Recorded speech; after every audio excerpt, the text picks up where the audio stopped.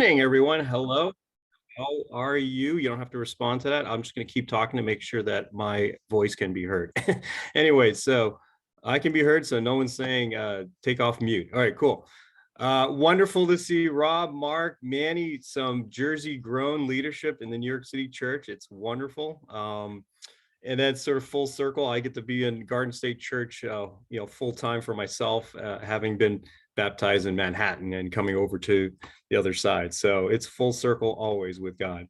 Wonderful to be here. Thanks for inviting me. I don't know how to start, but just say, again, the title is Facing God with Mental Health.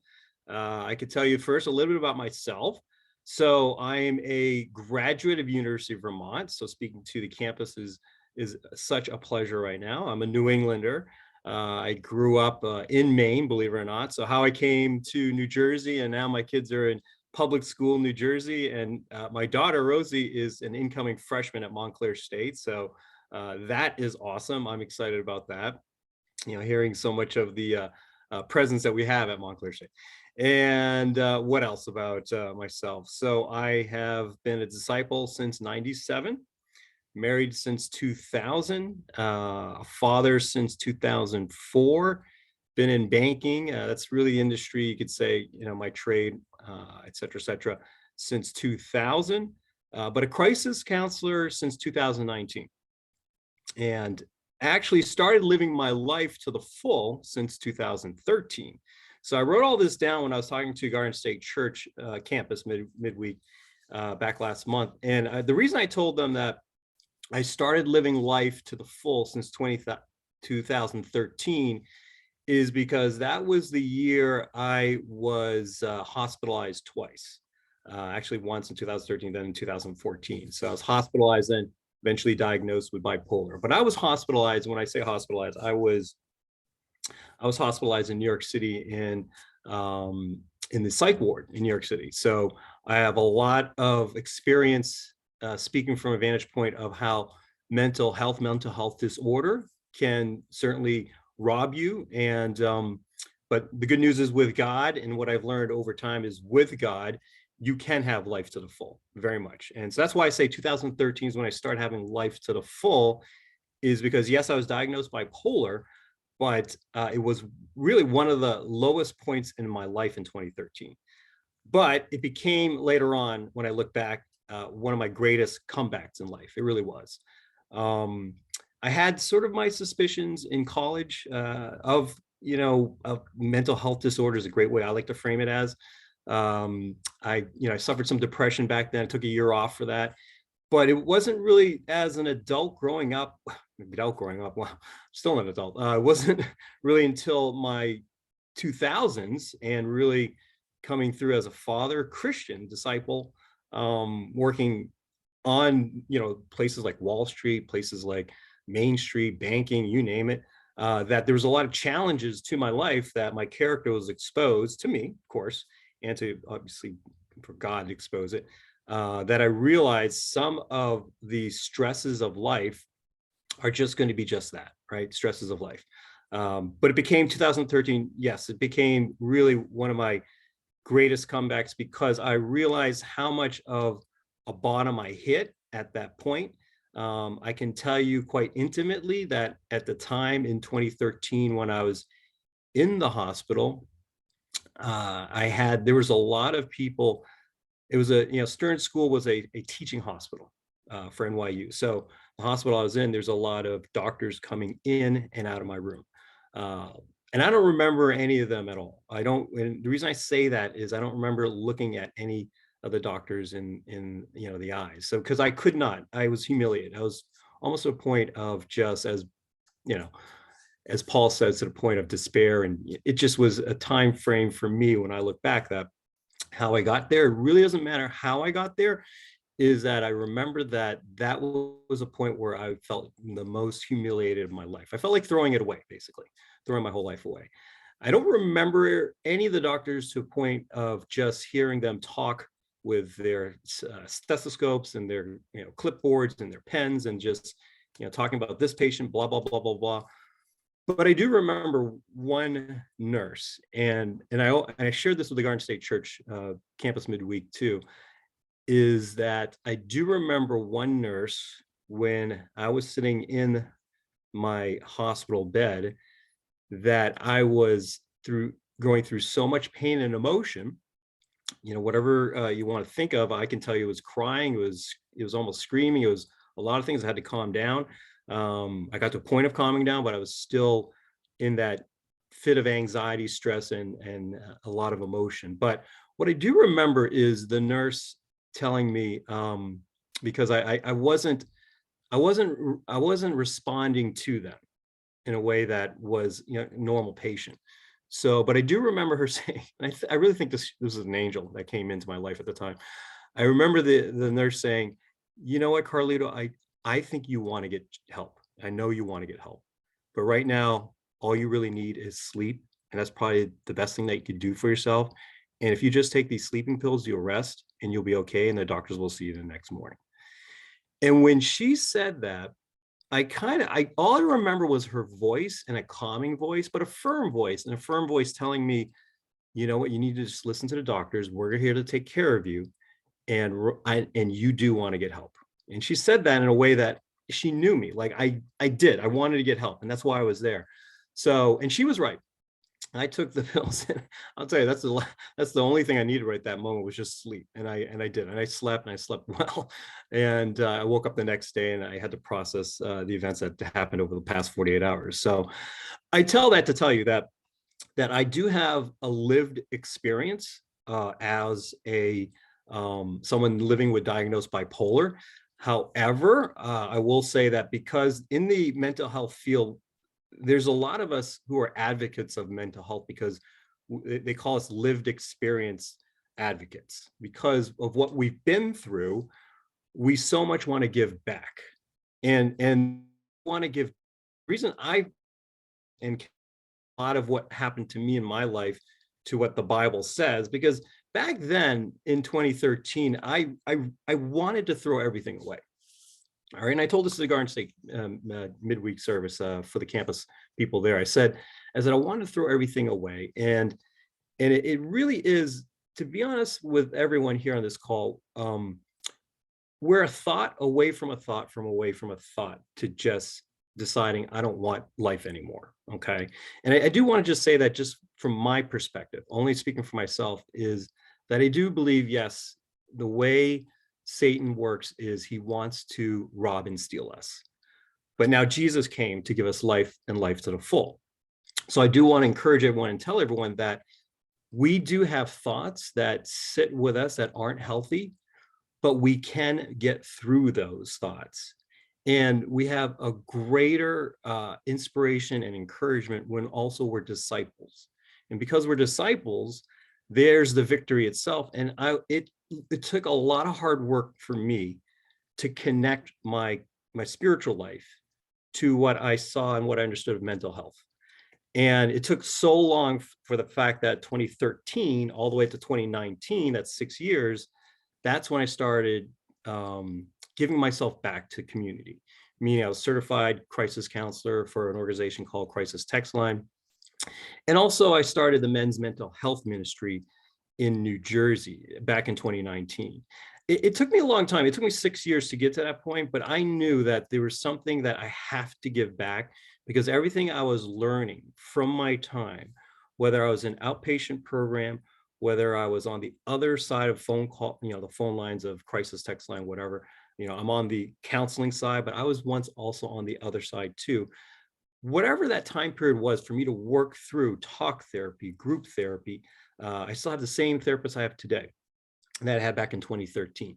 To go to support groups where I seek out support groups on my own on bipolar. That all that hard work going through that time of, whatever the 6 years were to get to 2019, is because I believe everything comes from the Bible. Everything comes from the Bible. And if there's really two things I want to leave you with today, with everyone on this call, there's two things I do want to say that you're going to get from this, and I hope you will, is one, living with mental health disorder is living life to the full. It is. And two, we are all fighting a great battle, and it's not your fault. Gloria Vanderbilt's one of my persons I look up to in mental health. And she once say, be kind to everyone you meet, because everyone is fighting a great battle.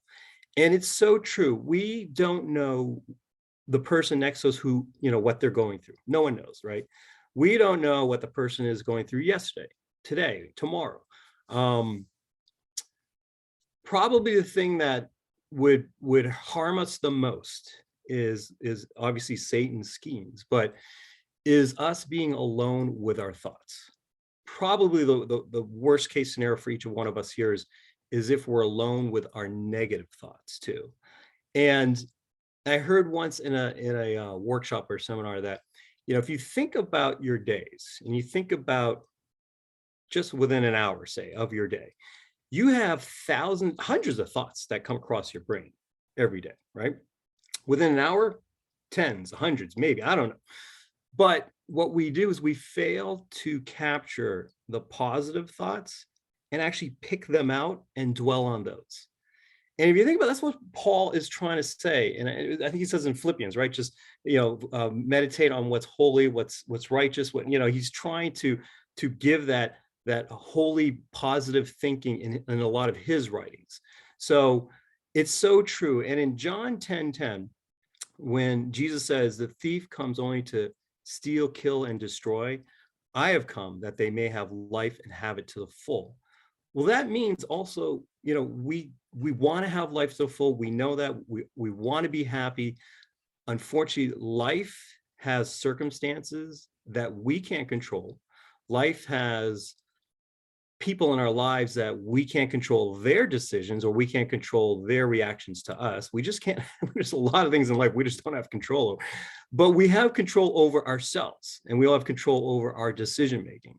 The problem is, obviously, Satan has a lot to do with the world today, as he's always have, but that's the victory that Jesus came to do. Was he came to overcome Satan. And like his walk, we have that walk too as disciples. It is a long struggle towards victory, but it is true that Jesus wants us to have life, and to have life to the full. Now, if those are the two things I hope you get out of this, I do want to spend a little bit of time going into managing mental health, being comfortable with mental health, being comfortable with even that term mental health. A lot of people call it mental wellness, mental health. I think it's great just to call it mental health, mental wealth, or mental health, whatever you want to say. But I like to describe sort of mental health is just like physical health. They're all connected. It's mind, body, soul. And in the field of mental health, there's medicine, medication management, there's counseling. There's a lot of terminology. There's CBT, DBT, CBTI. Okay, I'm just throwing these terms out. There's cognitive behavioral therapy, dialectical behavioral therapy, CBTI, which is cognitive behavioral therapy, insomnia. There's life coaching, which is a part of mental wellness. There's crisis work, the work that I do. There's behavioral technology. You call it behavioral tech science now. There's care managers, healthcare delivery. All of that, I can tell you, as being a patient of managed care, right, and being someone who's a consumer of mental health care, as well as a patient, and also now an advocate for being part of mental care delivery, is everything comes from the Bible. Everything. Real quick, Moses was probably the first therapist ever. Okay, so remember what the conversation Moses had with God. Back when God was ready to annihilate the Hebrews, basically. There was some anger he had in him. Right? He had some moments too, right? And he wanted to start all over, right? But remember Moses, who calmed down God, and he said to him, he said, "Okay, listen, calm down, slow down here. What will the Egyptians say if you just started over and wiped out the Hebrews?" Right? So there had to be some time. Like I really believe that there's emotions, whether they're intense, so intense, like God had when he was so angry and upset that he wanted to start all over again with creation. to when we have fits of rage or when we have anxiety, stress, any kind of emotional disorder. And by the way, disorder, just so you know, I like the term disorder because my therapist taught me that really, she said to me, Carlito, do you know what disorder is defined as? Is all it means is it's out of order. That's it. That's all it really is. And and that helps me be it helps me to be comfortable with my own mental health, because a disorder is just that. We're every day we're just trying to reframe things and get it all in order, just make it match up so that we have a lot more of a calm day, or a lot more of an organized day in our thoughts, in our heads. So, back to what I was describing about just mental health and mental health delivery, and in the field of mental health, and everything really does come from the Bible, because I was also in patient care. There's outpatient programs where you actually go to, and this was while I was while I was working a 9 to 5 job. I would go at nights to an evening program where it would be 3 days a week, Monday, Wednesday, Thursday, something like that, and it was three hours a night. But the first hour and a half, believe it or not, was for a lot of us professionals, young professionals, you name it, 9 to 5 people. We would go in and into a room. There would be a therapist and there'd be a group. And all we do, they call it process. We would sit for about an hour and a half and just process our days, each one of us. Okay. And the evening group I had back then was probably about 5 or 6 people, give or take. There was a good flow of it. And and for the time that, and I did this for about 5 or 6 weeks, but for the time I was going through it, I realized that what they're just doing is everything we do as a life team, a small group, a Bible talk, is we circle, we huddle up, we have discussions, we get open, we talk about our days. What they were doing back then, or what they still do today in outpatient programs, is they help the individual go through and process what it is they just went through during the day. Now, I saw, for me in my walk, I saw everybody, every cross section of society in my outpatient program. Is, there was the individual who was addicted to chemicals and drugs. There was the person who's going through grief and loss, a family member who died. There was me. There's the spouse who she's going through a divorce, and it was just laid on her, and she couldn't figure out what the heck's going on.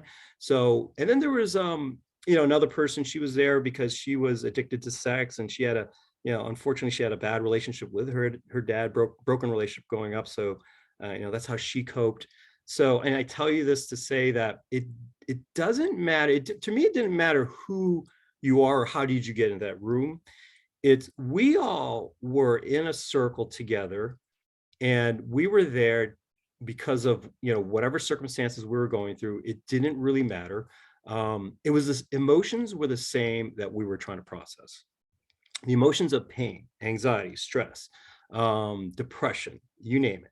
I can go on and on, but the real support that we were able to get was, it was in a non-judgmental setting, and it was a very welcoming group.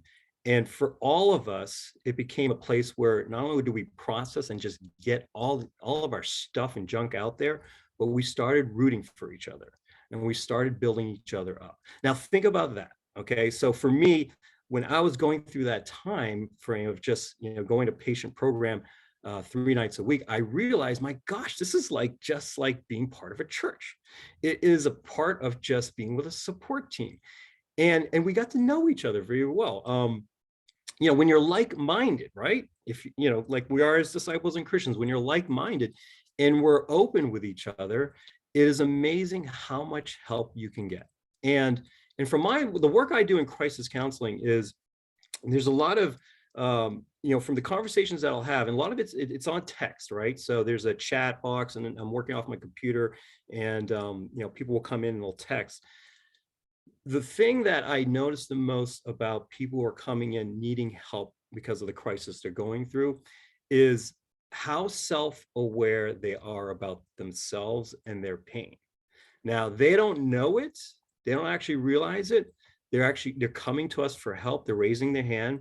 The biggest thing I do right up front is I tell them, not only did you do the right thing, but it takes so much strength to come here and to tell me about all your problems with a stranger and all about your pain, and just to be free about doing that.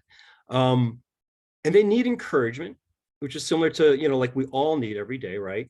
And when I try to help them understand, what it is they're going through, we're not trying to fix them. We're not trying to solve their problems. All we are is we're listening to their pain. We recognize their pain. I was once on the other side, so I definitely can recognize their pain. But all they need to hear, all they'd like to hear is that someone cares about them. It's something that's very similar in every chat that comes through, and I listen to them. I can tell when they're just vomiting emotions and I have to wait for them just to vomit the emotion.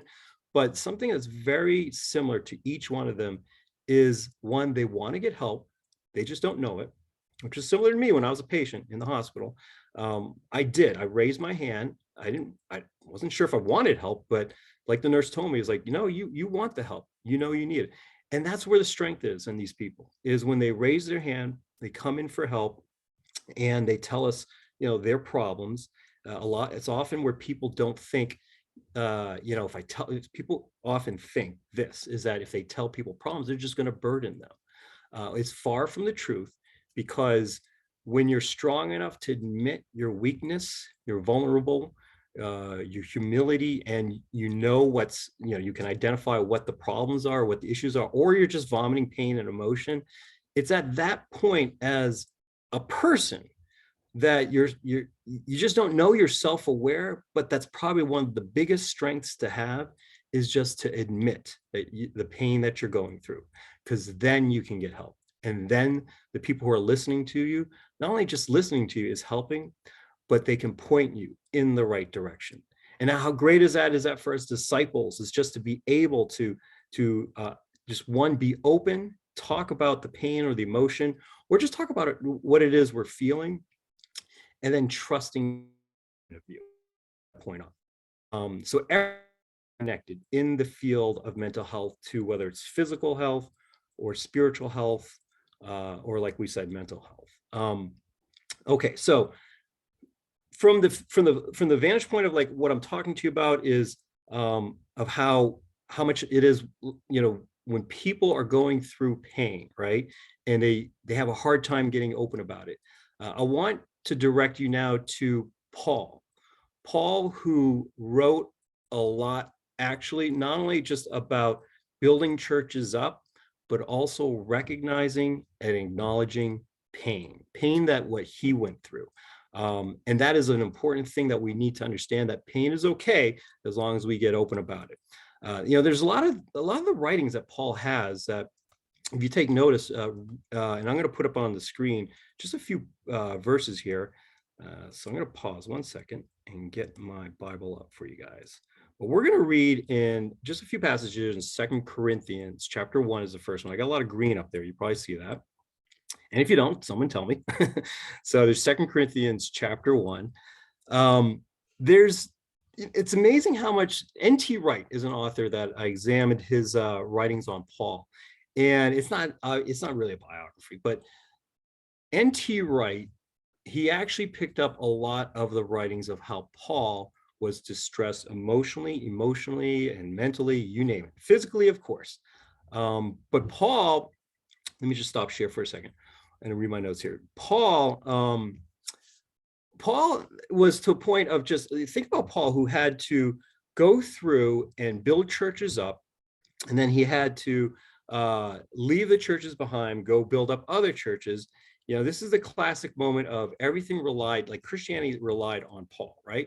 So he's the missionary man. So first of all, just think about that and how much stress that can cause someone. Okay, so God said, okay, you have the responsibility of spreading Christianity all across Western civilization. Okay, and you can't stop. You got to keep going. You would think at some point he'd probably be stressed out, I'm sure. So when we think of, in terms of these terms, if you guys ever heard of for yourselves, I'm just burned out. Okay, we can have days when we're just burned out. Well, imagine Paul, what he had to go through when he left churches and he builds up other churches. He saw some of the writings from other people, get back to him, and they were being persecuted, flogged. He had to leave leaders behind to, help, build up the churches they left behind. But then he understands that they were going through all their persecution to the point of they were being even crucified upside down. Okay.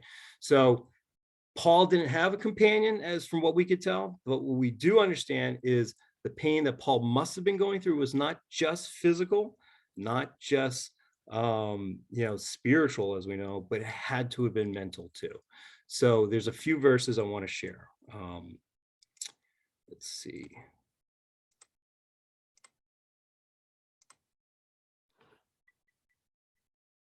Let me move that over there. Okay, 2 Corinthians chapter 1, verse 8 and 9.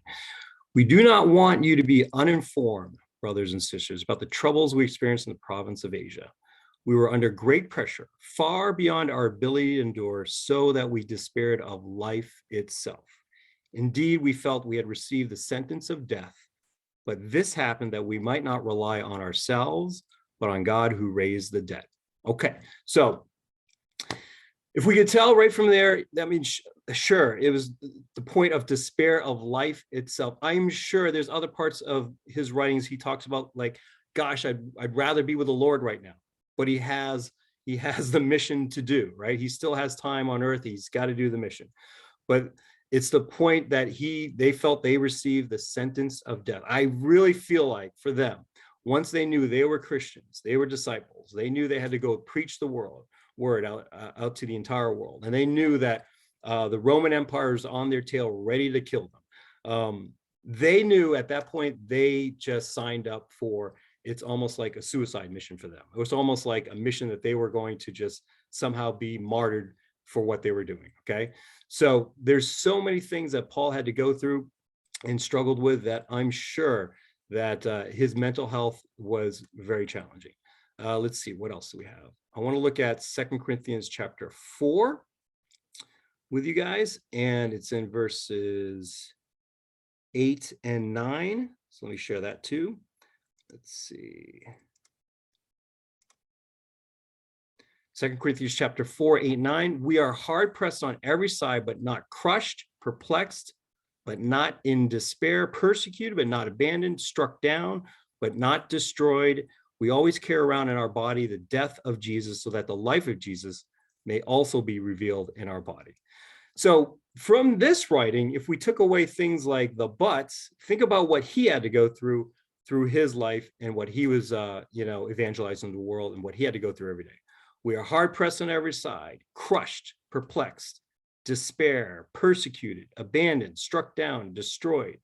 We always carry around in the body, in our body, the death of Jesus. So there are moments in time, I really believe with Paul that he couldn't sit down with people and just talk with them through so much therapy sessions about how to overcome the emotional duress. He only had moments of time to just write what he could and send it off to the other churches. But here, I'm sure there was so many emotions that they went through. They were abandoned at some point, destroyed, you name it. But he had to persevere. But in only one sentence, he does say that it is the life of Jesus revealed in their body that kept them going. Okay, so it's not so much that every day Paul had to wake up and just say, okay, I just got to shrug this off and white knuckle under and just be as tough as nails and go out and do it all over again. There had to have been some time for him to process and go through all the mental duress and the physical duress that he was trying to overcome. As well as the disciples that he was raising up to. Lastly, in 2 Corinthians 7, in verse 5, let's see. 2 Corinthians chapter 7, verse 5, for when we came into Macedonia, we had no rest, but we were harassed at every turn, conflicts on the outside, fears within. So again, Paul, just from what I understand from his writing and just being someone who has to minister to a flock, many flocks, and actually evangelize the gospel across the entire Western civilization, Of course, he had no rest. Of course, he was harassed, right? But also him saying fears within. Fears within is also something that we can struggle with. Fears can be, for a lot of people, it can be paralyzing. Fears of just, uncertainty of the future, of tomorrow, fears of, what you're going through in terms of what your classmates, fears for me is when I was in work, of what the boss is going to think about my work. So I'm sure there have been plenty of fears for Paul, but again, the fact that he has to recognize the pain that he's going through, and he doesn't want, as you could tell from some of the writings he was saying here, he doesn't want any of the church disciples to be uninformed of what they're going through. When we share pain and we share our experiences, it's because we want people to pray for us. We want them to help us. Some of that prayerful lifestyle that we have is just the encouragement that we need to fight on for another day. Some of that hopeful mindset that we can get from other disciples, other Christians, is just kind of what we need. We kind of need to have their faith help us get through the day. So for a lot of us who, if we have any kind of health, duress that's going on with us, just know that you're not alone. You're not alone, because a lot of the times when I'm helping people in the crisis work is they feel like they're alone. And because of that, they feel like it's like the Proverbs scripture says, there's like a lion roaring out there. Like they just can't get out of their bed and they can't face the day. Because if they're alone, they don't have anyone to help encourage them, which is why a lot of, again, the Hebrew writers wants to say, encourage one another daily. We do need that. We need people in our lives. And that's why I think with mental health, we can be so distracted with the things that we can't control, and the things that we feel like we're so tied in emotionally to those things that we can't control. Then our days become sort of tied to that, and our emotions are defined by the things that we can't control. But because we do have each other, and we do have the church and being together, part of what being open is making sure you get the help that you can get, and you could raise a hand, and it takes a lot of strength to do that. Okay, so that's part of what I want to describe where Paul's coming from. And now I wanted to really kind of end up with talking a little bit about how, if you want to think through some of the things I wrote down for you, just to kind of, like think about it in your mind, just, when John 10:10 says, the thief comes only to steal and kill and destroy. But Jesus, he said, I've come that they may have life and have it to the full.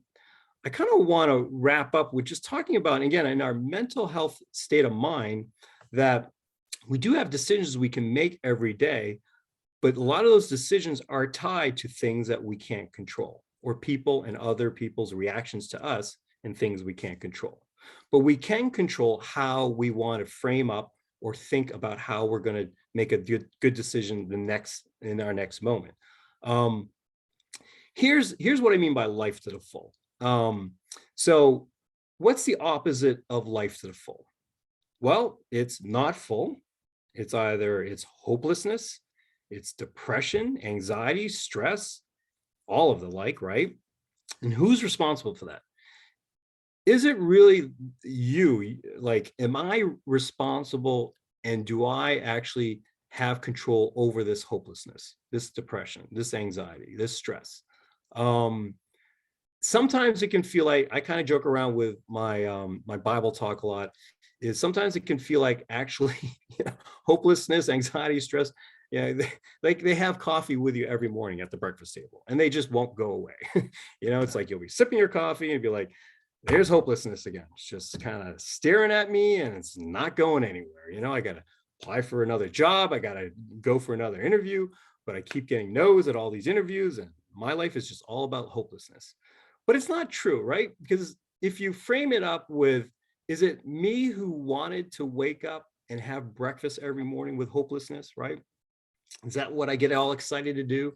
And so that I can have that hopelessness decide the rest of my day to be hopeless, right? Is it really me? Did I elect for that? All of that's not true, right? We know Satan is the best at lying. So I want you to think about just not letting the robber and the stealer and the thief take these things away from you, right? So here we go. I'm just going to read out this list and then just let it meditate in your mind, or just let these thoughts kind of dwell in your head. As far as, don't let people rob you. Don't let things rob you. Don't let others' decisions and their reactions to you rob you. Don't let other people's successes rob you, right? That's tied to jealousy and envy. Don't let a moment define you. Okay, I'll come back to that in a second. Don't let the past rob you. Don't let emotions rob you. Don't let what ifs rob you. Don't let mistakes rob you. Don't let victories rob you, meaning don't let them become your idol, so that now you're setting yourself up for expectations, because you're always going to think, I'm successful, I'm successful. Of course, we're fallible, and then there's a failure, right? Don't let your talent rob you. All right. When we go back to things like, don't let a moment define you, that really speaks to every one of us, right? We can have a bad day, have a bad day at school, have a bad day in a class, have a bad day at work, have something that we tripped up on, and we let our mind allow us to say that's defining us in the moment, right? So I can only imagine what Will Smith went through, right? In that moment of what he did, it's now defining him, right? It's now defining him. Everything is going back to what he did at the Oscars, right? And then you think, before that moment, everything he did to earn that Oscar was really what defined him for himself, earning the Oscar. But that moment defined him, right? If you guys remember Ryan Lochte, who's a swimmer from the Olympics, right? I think he won a silver, and then the next day he made some bad decisions and went and like smoked marijuana with some other athletes or something like that and lied about it, right?